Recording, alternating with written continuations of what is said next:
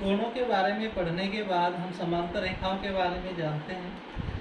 समांतर रेखाएं या पैरेलल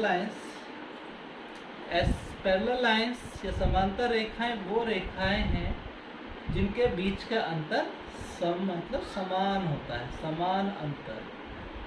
अब समान अंतर का मतलब क्या है? यहाँ पे उनके बीच की डिस्टेंस। समान अंतर का मतलब है उनके बीच की जो लंबवत दूरी है वो हमेशा समान रहती है। ये जो दूरी है कहीं भी आप देखेंगे, अगर समांतर रेखाओं की बात करेंगे तो ये समान दूरी पर होंगी हमेशा, और ये एक दूसरे को कभी नहीं काटती। तो पहला पॉइंट तो यही, समान दूरी पर होंगी। दूसरा, एक दूसरे को कहीं नहीं काटती, एक दूसरे को नहीं काटती। तो वो रेखाएं आपकी समांतर रेखाएं कहलाती हैं। अब बात करते हैं त्रियक रेखा क्या होती है।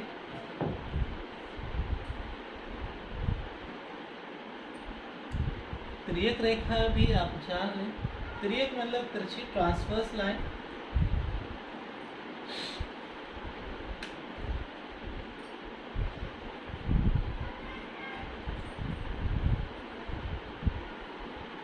त्रियक रेखा, ट्रांसवर्स लाइन।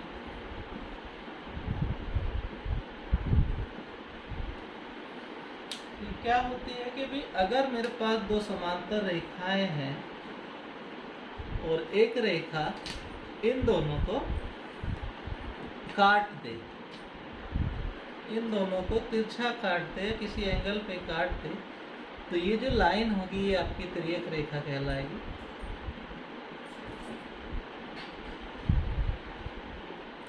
और ये दोनों समांतर रेखाएं हैं।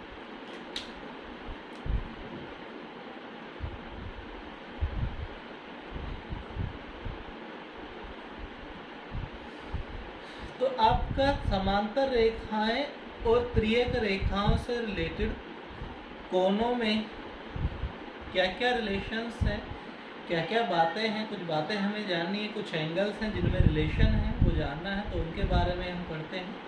तो समांतर रेखाओं में हम जानने की कोशिश करते हैं कि भी कौन कौन से कोण इक्वल होते हैं, किन किन का जो 180 डिग्री होता है, तो देखते हैं।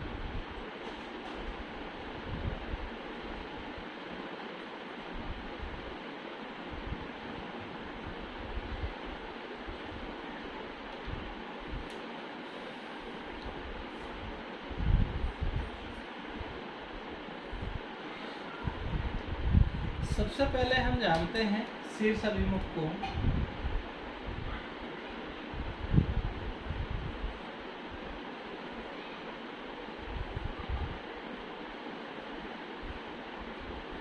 देखो, अगर मैं इनको नाम दूं, इसको मैं अगर θ1 कहूँ, θ2, θ3, θ4, θ5, θ6, θ7 और θ8, ये मैंने नाम दे दिए हैं इन एंगल्स को। अब शीर्ष अभिमुख कोण देखोगे, अगर यहाँ पे दो लाइन कट कर रही हैं, तो ये θ2 और θ4, θ2 और θ4 शीर्ष अभिमुख कोण है।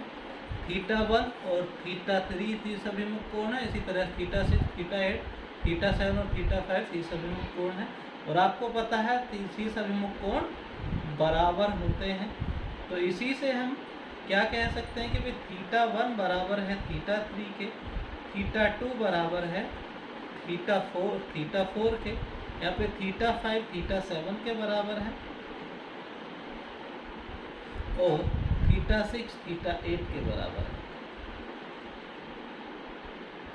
मतलब आपको शीर्ष अभिमुख कोण बराबर होते हैं, यानी कि आमने सामने के एंगल्स बराबर होते हैं यदि दो समांतर रेखाओं को एक त्रियक रेखा काटती है।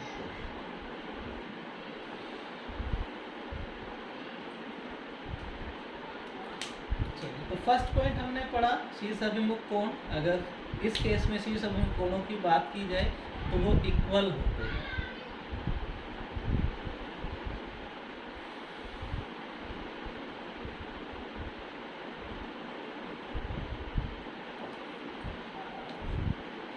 दूसरा हम देखते हैं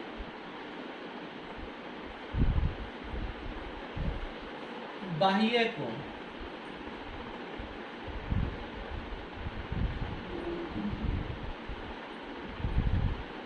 बाह्य कोण एक्सटीरियर एंगल।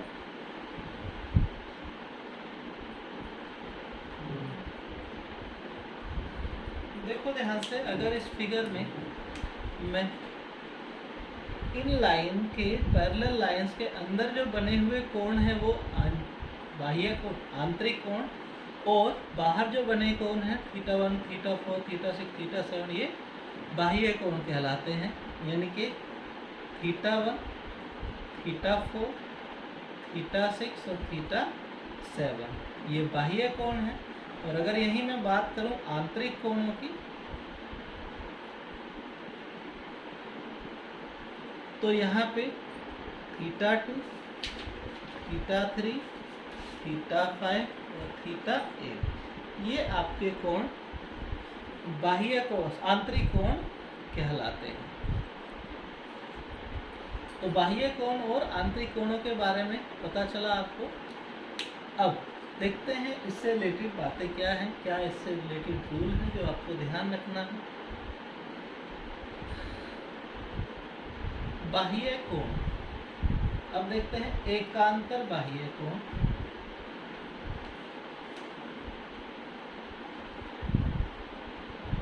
एकांतर बाह्य कोण, एकांतर मतलब एक का अंतर। अगर मैं बाह्य कोणों, चारों बाह्य कोणों को देख लूँ θ1, θ6, θ7, θ4, तो ये एकांतर, अब ये बाह्य कोण है। अब एकांतर कोण होंगे, जैसे मैंने कहा θ1 का एकांतर कोण होगा θ6 छोड़ दो θ7, और अगर मैं बात करता हूँ θ6 की, तो θ6 के साथ आप 7 छोड़ दो θ4, तो ये आपके एकांतर बाह्य कोण होंगे। और ये बराबर भी होंगे, और ये बराबर भी होंगे, यानी कि एकांतर बाह्य कोण बराबर होते हैं। ये आपको ध्यान रखना है। इनके θ1 बराबर होगा θ7 के, और θ6 बराबर होगा θ4 के। इसी तरह हम देखते हैं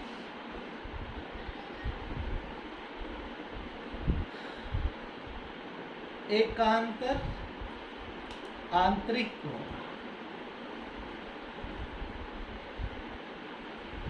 एकांतर आंतरिक कोण, जिस तरह से हमने बाह्य कोण देखे उसी तरह हम आंतरिक कोण देख लेते हैं। आंतरिक कोण कौन कौन से होंगे? θ2, θ5, θ8 और θ3। अब हमें पता, हमें क्या देखना है? एकांतर। एकांतर मतलब एक छोड़कर एक। अब ये 4 साइकिल में है, और देखा θ2 के एकांतर में कौन होगा? θ8, और θ5 के एकांतर में कौन होगा? θ3। ये भी बराबर होंगे, ये भी बराबर होंगे। अब बराबर का मतलब ऐसा नहीं है चारों बराबर होंगे। θ2 बराबर होगा θ8 के, और θ5 बराबर होगा θ3। तो एकांतर आंतरिक कोण भी बराबर होंगे, ये आपको ध्यान रखना है। नेक्स्ट, ये 4th पॉइंट था आपका। नेक्स्ट देखिए,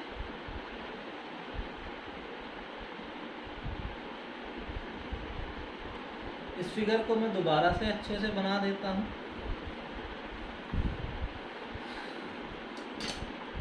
मेरे पास 2 समांतर रेखाएं हैं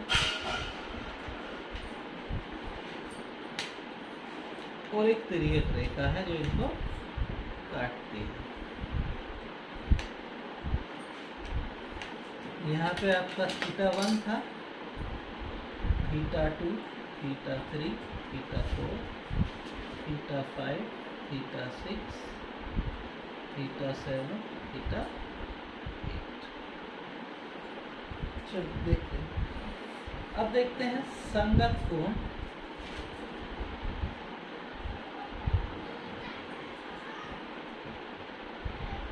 corresponding angle।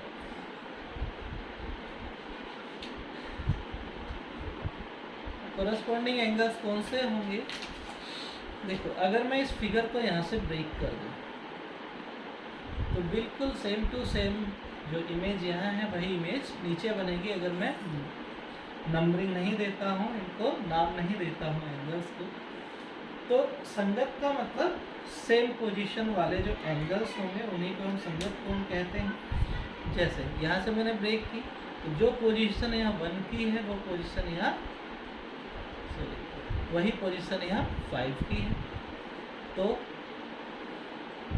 θ1 और θ5 आपके संगत कोण है। जो पोजीशन यहाँ θ2 की है वही θ6 की है। θ2 θ6, जो यहाँ 7 की है वही 4 की है। θ4 θ8 और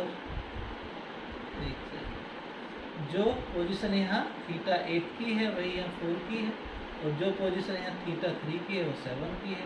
तो θ3 θ7। अब यहाँ पे ये जो आपने करस्पॉन्डिंग एंगल्स देखे हैं ये भी बराबर होते हैं। बराबर का मतलब ऐसा नहीं है कि सारे ही कोण बराबर होते हैं। जो संगत कोण है मतलब θ4 θ8 ये बराबर है, θ1 θ5 ये बराबर है, θ2 θ6 ये बराबर है, और θ7 θ3 ये बराबर है। यानी कि आपके संगत कोण भी बराबर होते हैं। चलिए मिटा देता हूँ।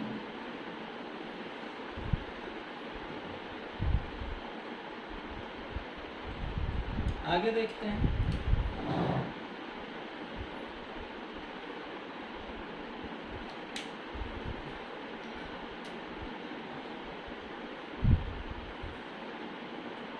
आंतरिक कोण।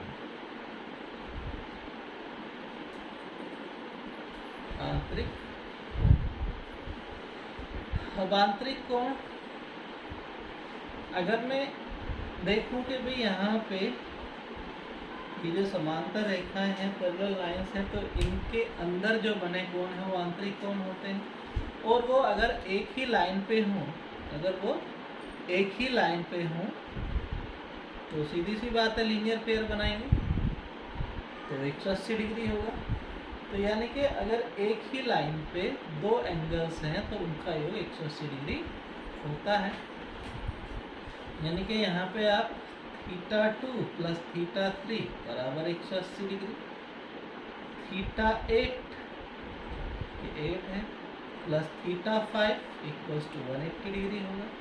और यहाँ पे भी आप देखेंगे अगर तो ये यहाँ पे θ2 और θ5 इनका सम भी 180 डिग्री ही होगा।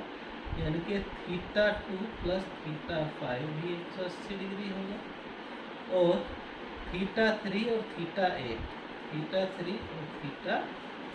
ये भी 180 डिग्री होगा। यानी कि अगर बात करें हम कि एकांतर कोण तो वो संपूरक कोण होते हैं, संपूरक कोण होते हैं। ठीक है, तो दो आंतरिक कोण संपूरक कोण होते हैं या दो लगातार आंतरिक कोणों का योग 180 डिग्री होता है।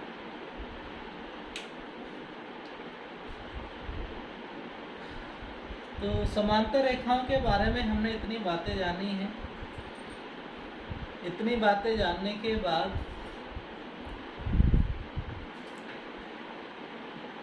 हमारे पास कुछ फिगर्स हैं जिनके बारे में हम जानते हैं, जिनके बारे में हमें जानना है, और डायरेक्ट हम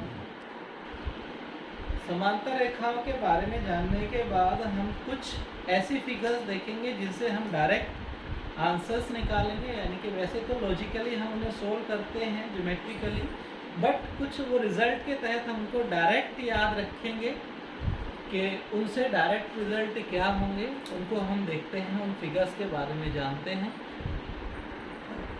तो सबसे पहले देखते हैं, आप जानते भी हैं कि अगर दो रेखाएं एक दूसरे के, दो सरल रेखाएं एक दूसरे को काटती हैं तो इनके आमने सामने के कोण बराबर होते हैं। अगर ये 30 डिग्री है तो ये भी 30 डिग्री होगा, अगर ये अल्फ़ा है तो ये भी अल्फ़ा ही होगा। मतलब आपका शीर्ष अभिमुख कोण बराबर होते हैं, ये आपने पढ़ा है, आप ये ध्यान रखें। दूसरा पॉइंट,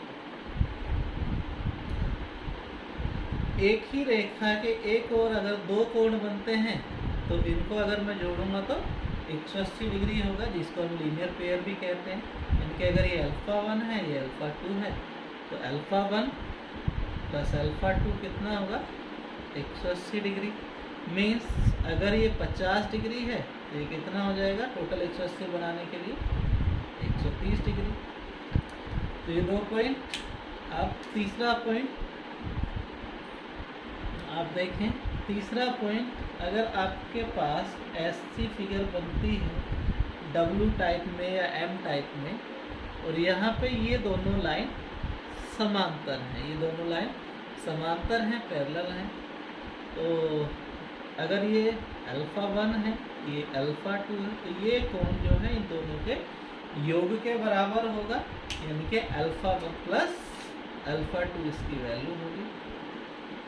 मतलब अगर ये मैं कह देता हूँ 50 डिग्री है और ये 20 डिग्री है, तो ये वाला एंगल आपका 70 डिग्री हो जाएगा। नेक्स्ट फिगर देखते हैं।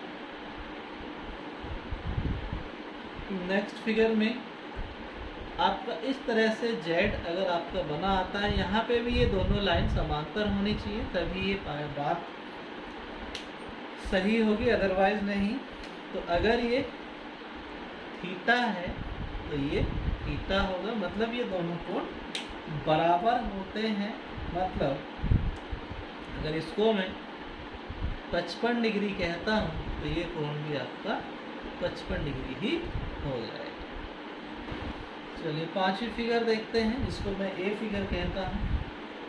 अगर मेरे पास कुछ इस तरह से बना हुआ है और यहाँ पे अगर ये अल्फ़ा 1, अल्फ़ा 2, अल्फ़ा 3 तीन एंगल बनते हैं, तो ये जो कोण होगा इन तीनों एंगल्स के योग के सम के बराबर होगा। मतलब alpha 1 plus alpha 2 plus alpha 3।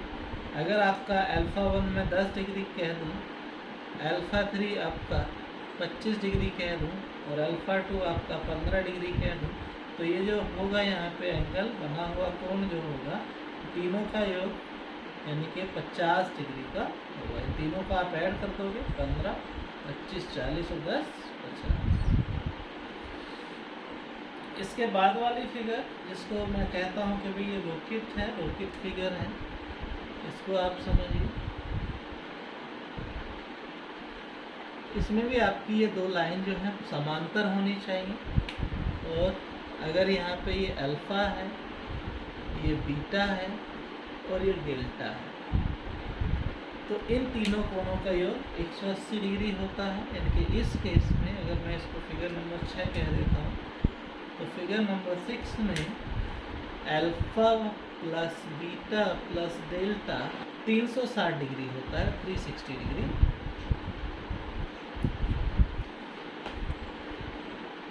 तो इन 6 फिगर्स के बाद एक लास्ट फिगर और है, उसको आप देख लीजिए। स्टार फिगर है, जैसे आप स्टार बनाते हो उसी तरह से फिगर है। तो एक स्टार हम बना लेते हैं, तो 7वीं फिगर में इसको कह देता हूँ।